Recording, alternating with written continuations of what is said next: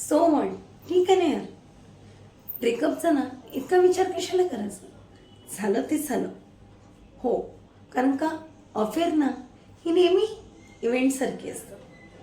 ती झाली ना तो फक्त एन्जॉय करायचं. हो, आणि संपली की त्याच्या मेमरीज जपून ठेवायच्या असल्या तर जपून ठेवायच्या, नसेल तर डिलीट करून मोकळं व्हायचं. हो, हे तर ना रोजचंच झालं यार. त्यामुळे मी ठरवले ज्या वयात जे करायला हवं आहे ना ते करायचं. म्हणजे बघ, शाळेत असताना मी खेळले, प्रचंड खेळले.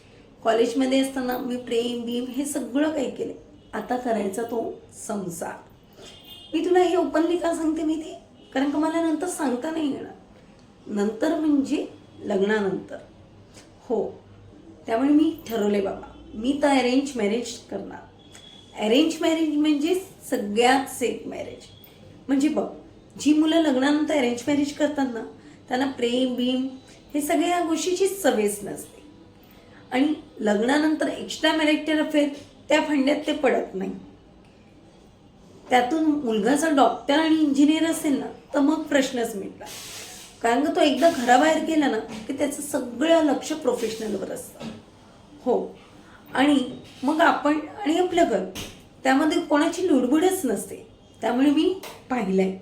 हो, मॅट्रिमोनी साईटवर डॉक्टर आहे, गायनॉक आहे, खूप श्रीमंत आणि खूप पीसी, विक्रांत दळवी नाव आहे.